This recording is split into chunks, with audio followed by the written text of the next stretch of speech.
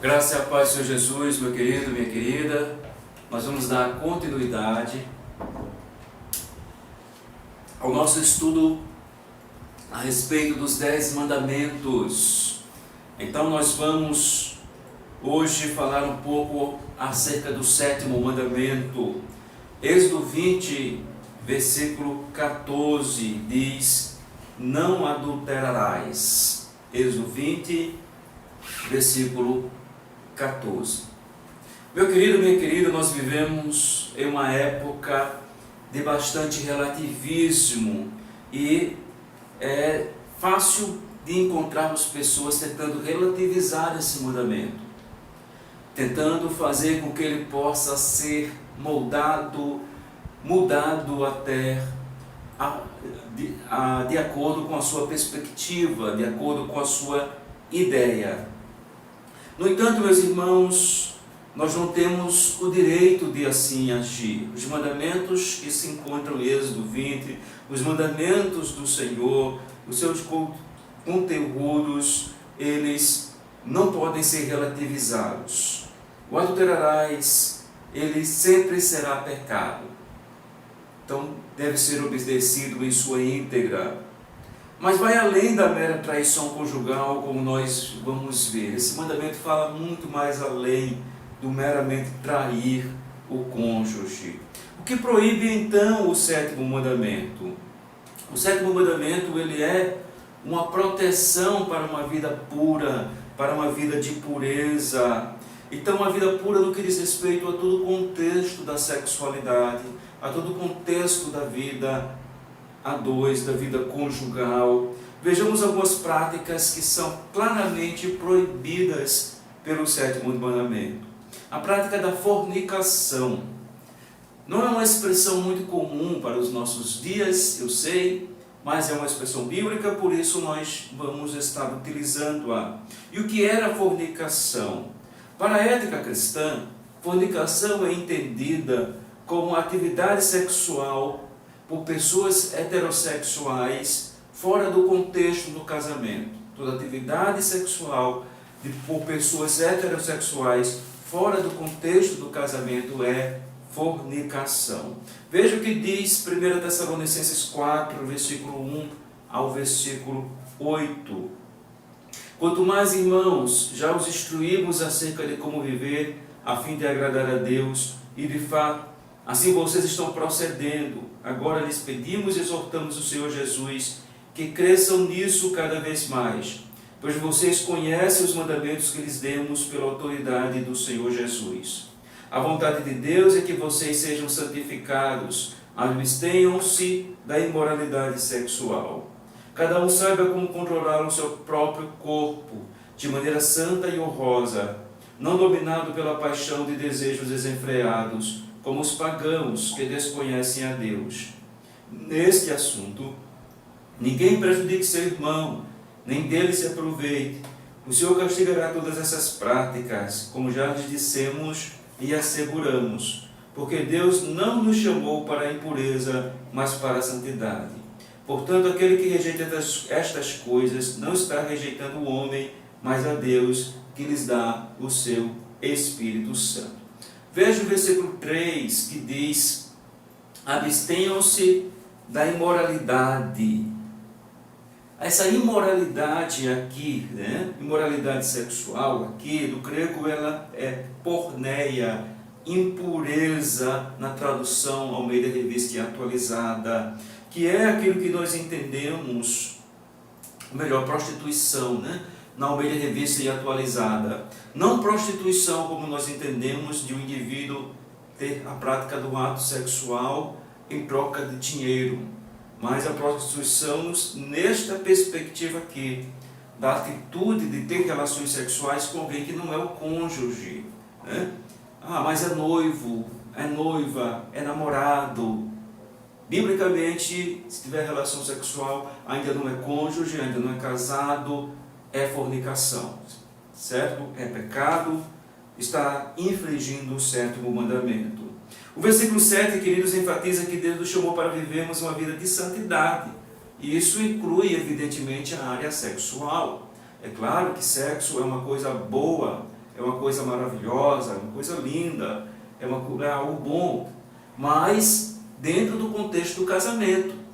Fora do contexto do casamento, não é bom, não é lindo, não é maravilhoso, é pecado, certo?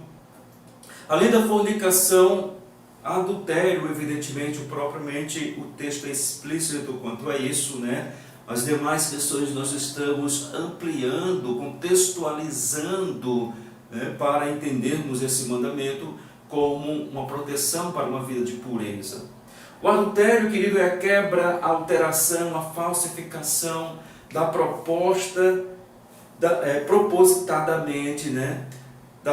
Propositada e conscientemente do estado de amor puro entre pessoas que assumiram o matrimônio. Então, conscientemente, de forma proposital, a pessoa falsifica aquela relação, quebra aquela aliança, altera aquilo que foi estabelecido. Então, isso é adultério. É algo mais profundo do que meramente o ato sexual com outra pessoa que não seja o cônjuge. Diz respeito a uma quebra de aliança, a uma quebra de propósitos, diz respeito a uma traição daquilo que foi comprometido, que foi estabelecido. O adultério, portanto, esse adultério corporal é algo extremamente grave. E a palavra de Deus sempre vai estar falando sobre isso, mas falando também sobre o adultério mental. Jesus ele vai dizer em Mateus 5, 28, ouviste que foi dito aos antigos, né, fazendo referência ao sétimo mandamento, mas ele diz, eu porém vos digo, qualquer que olhar para uma mulher com intenção impura do coração já adulterou com ela. Deus está dizendo, olha, qualquer pessoa que olhar para outro que não é o seu cônjuge, com um pensamento impuro, com um desejo ali que está sendo alimentado, com um desejo que leva a pessoa a pensar, se eu tiver a oportunidade, eu vou aproveitar essa oportunidade, vou fazer isso, vou fazer aquilo. Jesus diz que já está adulterando. Se o homem olha para uma mulher com tal desejo, se a mulher olha para um homem com tal desejo, já está cometendo o adultério. Não é a mera observação e admiração da beleza do outro, né? Não é uma admiração ingênua, simples, mas é esse desejo que leva a pessoa a fazer planos, que leva a pessoa a querer a prática. Jesus diz que isto é adultério, é algo grave. Infelizmente, meus irmãos, ninguém está isento desse pecado, ninguém está livre de cometer tal erro. Tiago ele vai dizer lá no capítulo 1, versículo 4 ao versículo 15, que os desejos impuros saem do nosso coração, somos tentados pelo que há no nosso interior. Então todos nós estamos sujeitos a errar, a pecar, porque todos nós somos pecadores, todos temos uma natureza pecaminosa. Mas a prática do ato, perceba a gravidade dele, que ele é um pecado contra Deus, ele é um pecado contra o próximo, ele é um pecado contra a instituição familiar. Ele é um pecado contra Deus, porque o casamento é uma instituição divina. Tanto é que Deus utiliza como símbolo da aliança dele com o seu povo. Veja a preciosidade do casamento. Lá em Efésios 5, versículo 31 a 32, diz, por isso deixará o homem seu pai e a sua mãe, e se unirá à sua mulher, e serão dois numa carne. Grande é esse mistério. Digo, porém, a respeito de Cristo e da igreja. Veja que coisa linda. O apóstolo Paulo, ao falar da relação de Cristo com a sua igreja, ele ilustra essa relação de amor e compromisso com a relação conjugal.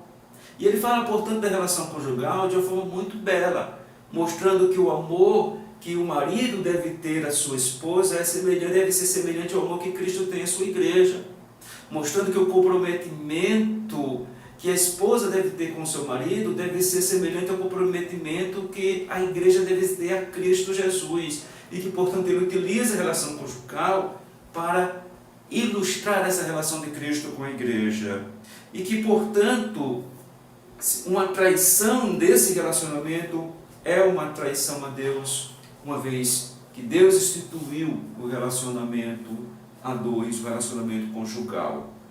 E no Novo Testamento, no Antigo Testamento, era extremamente grave para o contexto judaico a traição. A ordem divina era sim a pena capital, não vamos negar esse fato. Está na Bíblia, que claro, não aplica-se à nova aliança em Cristo, não aplica-se ao novo contexto, era para aquele contexto específico, proposta específica do Senhor para aquela época, para aquele momento. Lá em Levítico 20, versículo 10, é um texto cruento, mas vamos lê-lo. Também o homem que adulterar com a mulher de outro, havendo adulterado com a mulher de seu próximo, certamente morrerá o adúltero e a adúltera. Mas aquilo era para aquele contexto. E Jesus ensinou a aplicação da misericórdia.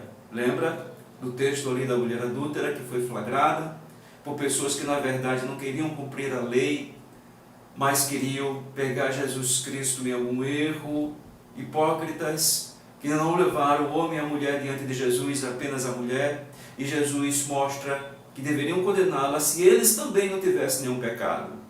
Jesus ensinou a exercer a misericórdia. O adultério é um pecado contra o próximo. Por que é um pecado contra um próximo? É uma ofensa ao cônjuge. Quem adultera está ofendendo o seu cônjuge. É uma ofensa contra o próximo, de que a palavra diz que nós devemos amar.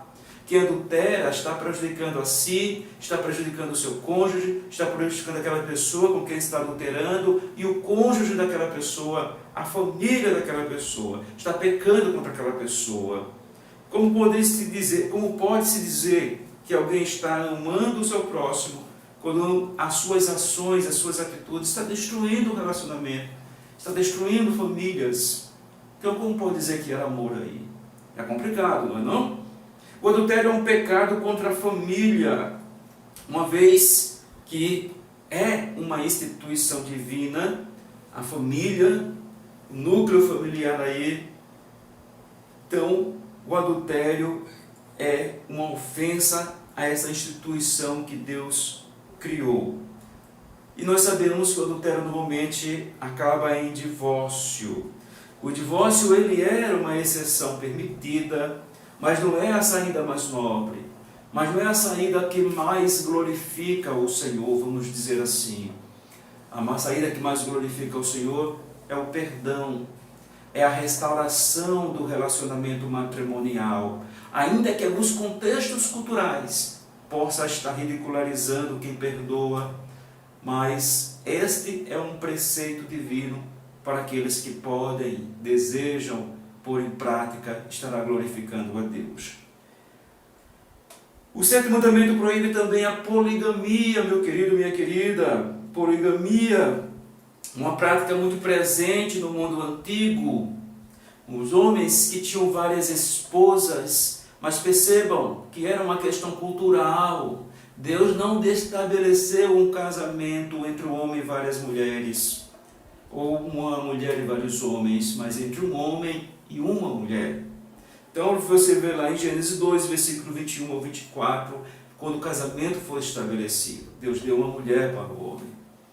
A poligamia entra dentro de um contexto de pecado, no descendente ali de Caim, um camarada chamado Lameque, quando ele diz que tomou 2 esposas para si. Ali na tradição dos descendentes de pessoas que não adoravam ao Senhor, que não tinham temor ao Senhor, os descendentes de Caim, é onde começa a prática poligâmica que se torna tão comum durante tanto tempo no contexto da antiguidade. Mas Deus apenas tolerou essa situação. Os textos bíblicos que falam sobre poligamia apenas retratam, são textos narrativos, eles não estão normatizando nem aprovando a poligamia, ok? E o divórcio? O divórcio também ele é condenado pelo sétimo mandamento. De uma forma ampla, ele entra aqui, dentro desse contexto.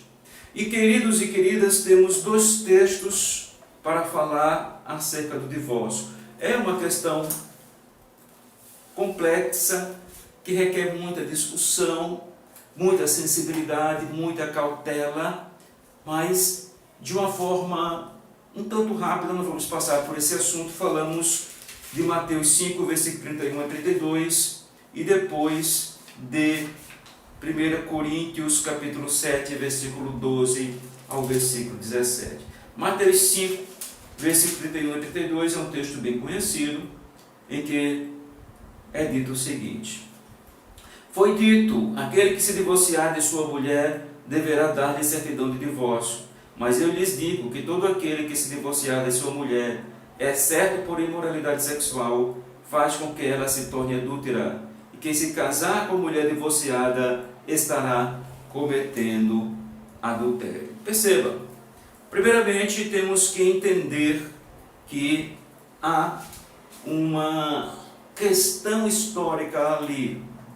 Naquele momento em que Jesus fala essas palavras, os homens estavam muito influenciados pelo ensino de um rabino judeu chamado Hillel. E Hillel ele estava ensinando que os homens poderiam, eles tinham ensinado, melhor dizendo, que os homens poderiam se separar se encontrassem alguma coisa impura em sua mulher. Só que daí o leque para aquilo que seria impuro estava muito aberto.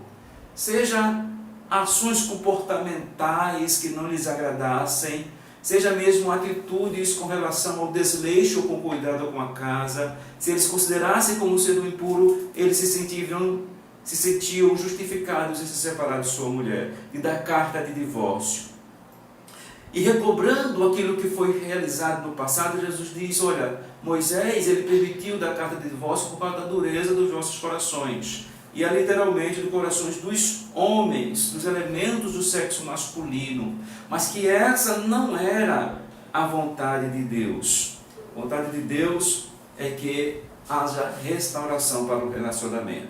Para esse contexto, Jesus está dizendo essas palavras: quem se separar, com a exceção de adultério, faz com que aquela pessoa, se vier a casar de novo, cometa adultério, e aquela pessoa por quem se separou, se vier a casar de novo, será cometido adultério, porque a exceção que Jesus dá para a separação é as relações sexuais ilícitas, ou seja, é a prática do adultério. Então, apenas com essa exceção, Jesus está dizendo, é possível se separar legitimamente, e é possível que aquele que se separou se case legitimamente, uma vez que se separou por questão de adultério que houve, que aconteceu no relacionamento. Outro texto, queridos, é 1 Coríntios 7, versículo 12 ao versículo 13. 1 Coríntios, capítulo 7, versículo 12 ao versículo 13. Nos diz, versículo 10 ao 12, melhor dizendo, aos casados dou este mandamento, não eu, mas o Senhor, que a esposa não se separe do seu marido, mas se o fizer, que permaneça sem casar, ou então reconcilie-se com o seu marido, e o marido não se divorcie da sua mulher. Aos outros eu mesmo digo isto, não o Senhor. Se um irmão tem mulher descrente e ela se dispõe a viver com ele, não se divorcie dela. Se a mulher tem marido descrente e ele se dispor a viver com ela, não se divorcie dele. Eu li até o versículo 13. Veja que aqui o contexto é outro, na verdade. Paulo está falando para um contexto em que as mulheres é que estavam tendo a liberdade de se separar, influenciadas pela cultura greco-romana. E Paulo está dizendo, olha, que a esposa não se separe do seu marido. Então Paulo está trazendo essa exortação e permitindo ali o novo casamento, certo? Então veja o versículo 7. Quem se casa com alguém que se divorciou por razões legítimas, ele não vai estar pecando. Versículo 7 eu não li anteriormente, ele diz o seguinte: gostaria que todos os homens fossem como eu, mas cada um tem seu próprio dom da parte de Deus, um de um modo, outro de outros. Melhor dizendo, Paulo está trazendo a questão da exortação, não está contradizendo o Senhor Jesus Cristo lá no texto de Mateus. Ele está trazendo a perspectiva também que Jesus trouxe, de que só é lícito a separação se for por conta de relações sexuais ilícitas. E é permitido o novo casamento se a separação tiver sido nessa situação.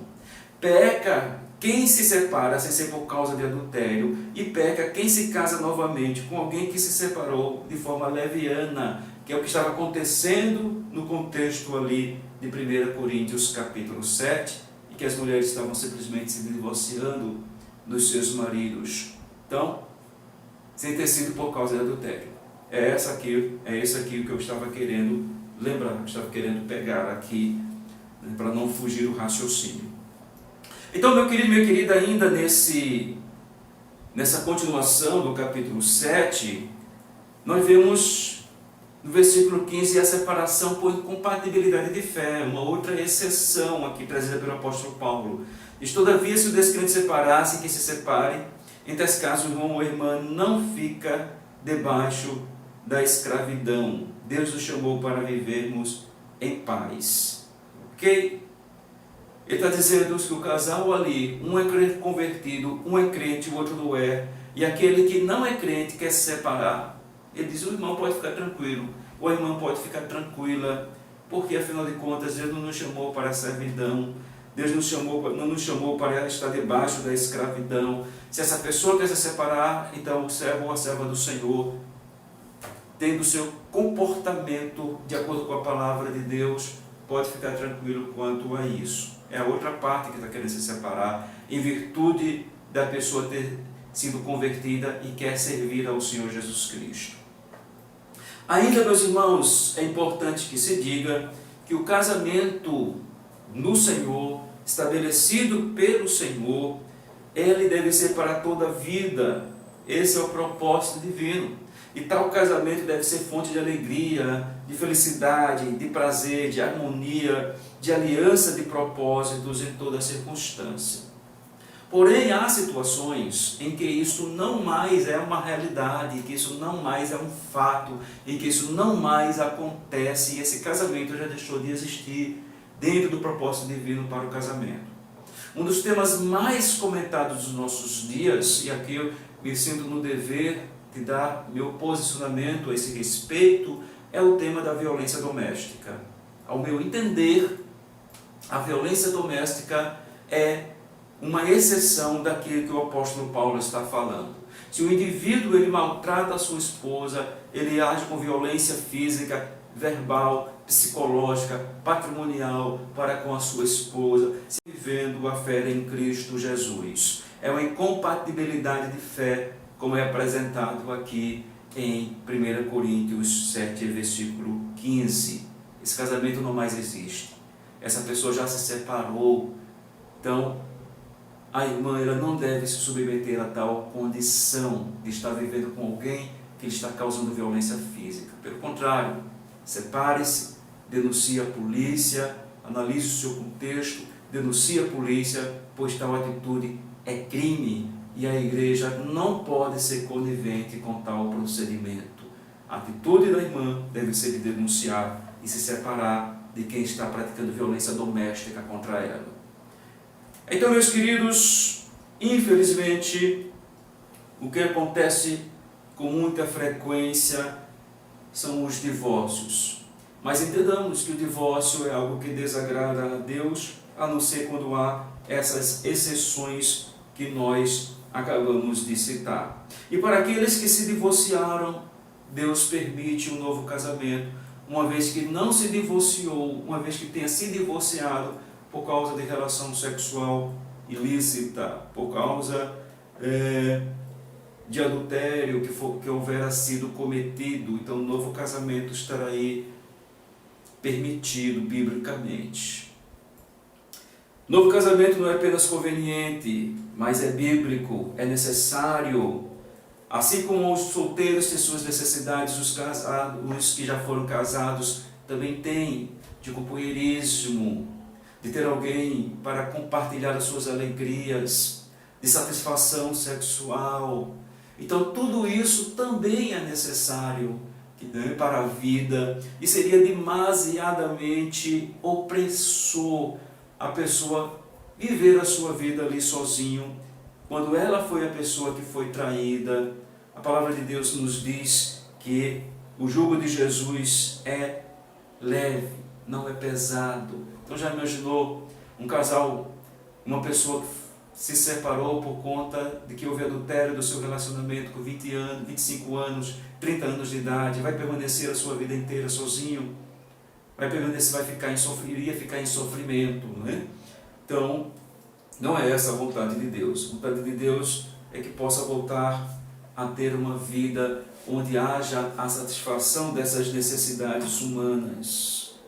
Além disso, meus irmãos, o que o sétimo mandamento também proíbe é a homossexualidade. Sei que isso é polêmico, sei que algumas pessoas podem não gostar de ouvir isso, mas sim, biblicamente, homossexualidade é pecado.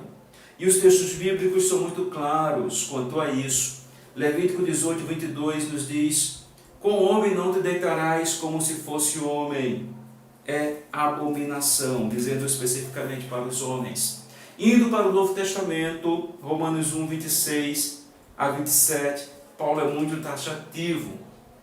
Ele diz: por causa disso, os entregou Deus a paixões infames, porque até as mulheres mudaram o modo natural de suas relações íntimas por outro, contrário à natureza. Semelhantemente, os homens também, deixando o contato natural da mulher, se inflamaram mutuamente em sua sensualidade, cometendo torpeza, homens com homens, recebendo em si mesmos a merecida punição do seu erro. Então vemos aqui o que? Paulo está dizendo: olha, homem com homem é pecado, mulher com mulher é pecado. A Bíblia não dá espaço para interpretar de outra forma.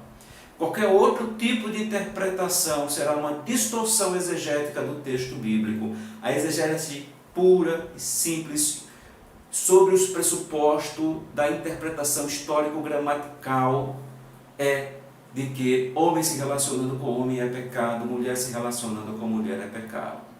Sei que existem muitas questões complexas a esses respeitos, sei que sentimentos podem estar presentes muito fortes às vezes, sei que as pessoas podem sofrer por essas questões às vezes. O dever da igreja é de amar essas pessoas, é de acolhê-las, mas de pregar a verdade a elas. Tem que se afastar do pecado, tem que viver em santidade ao Senhor, se quiser servir ao Senhor. E aquele que for convertido irá lutar contra a prática da homossexualidade na sua vida, se tal desejo está presente. Há muitos hoje que vão dizer o seguinte: homossexualidade é, na verdade, uma condição da limitação humana. Só que, queridos, isso não satisfaz. Dizer que é condição da limitação humana e que heterossexualidade é ideal divino e nós não conseguimos vivenciar completamente o ideal divino, isso não traz uma noção de que a homossexualidade não seja pecado.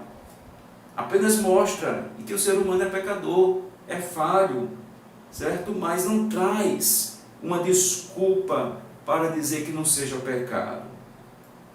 Não faz com que deixe de ser pecado. Então, tal argumento não convence. Ok? Mas aí, meu querido, minhas queridas, depois de todo esse leque de coisas daquilo que não podemos viver, que não podemos fazer, do que proíbe o sétimo mandamento, como aplicar o sétimo mandamento? Como vivê-lo no nosso dia a dia? Primeiramente, o que fazer para viver o sétimo mandamento? Devemos aplicar vivenciando a pureza sexual. E aqui nós lembramos do Salmo 119, versículo 9. De que maneira poderá o jovem guardar puro o seu caminho? A resposta é válida para todos nós. Guarda no coração as tuas palavras para não pecar contra ti, diz o versículo 11 do Salmo 119. Em Romanos 12, versículo 1 ao 2, há a recomendação para que estejamos renovando as nossas mentes, o nosso entendimento, não nos deixando influenciar pelo pensamento deste mundo, mas retendo na mente os princípios da palavra de Deus. sendo renovados no nosso entendimento. Porque é justamente aí onde a impureza começa, no pensamento. Do pensamento passa para as palavras e para as ações. É aquela coisa, é o que diz Romanos 8, versículo 5. Se nos inclinarmos, cogitarmos, pensarmos das coisas da carne, penderemos para a carne. Mas se cogitarmos das coisas do Espírito, para o Espírito. Então, é manter os pensamentos puros, as ideias puras, para vivermos a prática da pureza sexual em nossas vidas, em conformidade com o que nos prescreve a palavra do Senhor, aquilo que nós já expomos.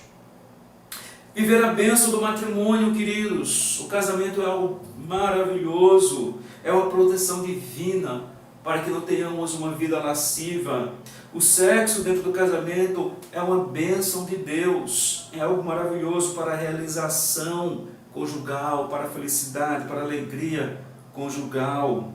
Diz Hebreus 13, versículo 4, digno de honra entre todos seja o matrimônio, bem como o leito sem mácula, porque Deus julgará os impuros e os adúlteros.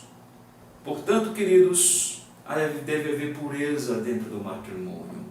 É necessário, perceba bem, que haja a satisfação sexual para a vida do casal. O casal, eles têm que estar se sentindo satisfeitos. O homem sentindo satisfeito com sua esposa, a esposa sentindo-se satisfeitas com seu marido, não apenas no aspecto emocional, de companheirismo, de presença, sentindo satisfeito sexualmente mesmo. Então, é o que Paulo diz em capítulo 7, versículo 4 ao 5. A mulher não tem autoridade sobre o próprio corpo, mas sim o marido. Da mesma forma, o marido não tem autoridade sobre o seu próprio corpo, mas sim a mulher. Não se recuse um ao outro, exceto por mútuo consentimento, e durante certo tempo, para se dedicarem à oração. Depois unam-se de novo, para que Satanás não os tente, por não terem domínio próprio. O que é que Paulo está dizendo aqui? Paulo está dizendo muito claramente o seguinte, para ser bem direto: não fique muito tempo sem relação sexual. Ok? Paulo está dizendo, olha, isso não vai dar certo. Não fique muito tempo. Vocês precisam disso para estarem bem. Tá? Paulo até fala dessa questão de se afastar, ter seus momentos de consagração, mas tendo muito cuidado com isso, para que isso não tire a rotina no bom sentido, né? Mas a vida dois da sua normalidade. Então, Paulo diz, olha, que essa consagração seja durante muito tempo, para que vocês possam estar vivendo a conjugalidade aí em sua completude, ou seja, não fiquem muito tempo sem sexo. A opção celibatária também é uma forma de se viver o sétimo mandamento. A opção celibatária, queridos, é viver uma vida sem contrair matrimônio. Jesus diz em Mateus capítulo 12, capítulo 19, versículo 12, ele diz o seguinte: alguns são eunucos porque nasceram assim, outros foram feitos assim pelos homens, outros ainda se fizeram eunucos por causa do reino dos céus. Quem puder aceitar isso, aceite. Eunucos, pessoas que não tinham relações sexuais. E Jesus diz que havia motivos para isso. Os eunucos de nascença possivelmente eram pessoas com algum problema físico, que impediam de contrair matrimônio, de ter uma vida conjugal. Outros a quem os homens o fazem tal, o fizeram tais, pessoas fisicamente castradas ali, conforme o costume das cortes do Oriente, porque a sua responsabilidade naquelas cortes era cuidar ali das concubinas do rei, da casa do rei, né? E, portanto, naquele contexto, o rei não queria que fosse alguém que pudesse estar se relacionando com as suas concubinas. Então Jesus diz, culturalmente, há esses, aqui os homens os fazem tais. E há outros que fazem a si mesmo, ou seja, há outros que não querem, impõem a si mesmo não viver o matrimônio, porque é uma opção sua, não é algo imposto por terceiro, a pessoa optou por isso. E se ela optou por isso, então não há problema. É uma escolha pessoal dela, certo? Então, isso não é para todos. Jesus diz que é apenas para alguns a quem o Senhor concede esse dom, que pode aceitar isso. Quem tem condições de aceitar isso, quem tem condições de viver dessa forma, então ok. Mas há pessoas que não têm condições. Há pessoas que não suportaria viver sozinho, a grande maioria, não é? Então há pessoas a quem Deus concede essa condição, mas a grande maioria não tem essa condição. Outra forma de obediência ao sétimo mandamento seria permanecer viúvo. A viuvez assumida. Pessoas que perderam seu cônjuge partiu e ela não quer novamente contrair matrimônio. Essa pessoa que permanecer o restante dos seus dias sozinha. É uma decisão voluntária. Ninguém é obrigado a isso. Ok? Então, todos podem contrair um novo matrimônio se encontrar no estado de viuvez, se o seu cônjuge partiu e a pessoa sente-se que está tranquilo com relação a isso, depois de certo tempo poder formar uma nova família, poder contrair um novo matrimônio. Biblicamente isto é correto, que ninguém se sinta pressionado socialmente, seja permanecer sozinho, seja casar-se novamente. É uma escolha pessoal, individual, certo? E que é lícito se a pessoa assim o decidir. Concluindo, meu querido, minha querida, rogo para que o Senhor nos ajude, para que como seus filhos e filhas, como sua igreja, nós não estejamos, melhor dizendo, sendo tolerantes com o pecado. Possamos nos posicionar e nos posicionar com firmeza contra aquilo que é errado, mesmo que estiver sendo aceito por toda a sociedade, mesmo se isso for problemático para nós às vezes, mas a igreja não pode deixar de defender aquilo em que ela acredita. Adultério é e sempre será pecado. Então nunca será uma coisa linda, bela, como às vezes querem nos vender os romances, os filmes. É pecado, é ofensivo a Deus, é ofensivo ao próximo e traz consequências terríveis para a vida. Que sempre percebamos a gravidade dos atos e que abracemos a misericórdia de modo em que possamos ser misericordiosos, abracemos no sentido de aplicarmos as nossas vidas, né?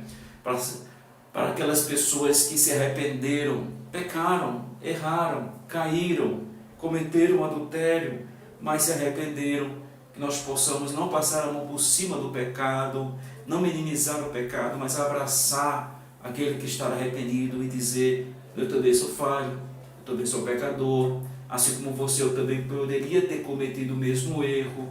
Então, que você possa se sentir perdoado, que você possa se sentir acolhido, que você possa entender que Deus é Deus de misericórdia e que perdoa o seu erro e que perdoa o seu pecado.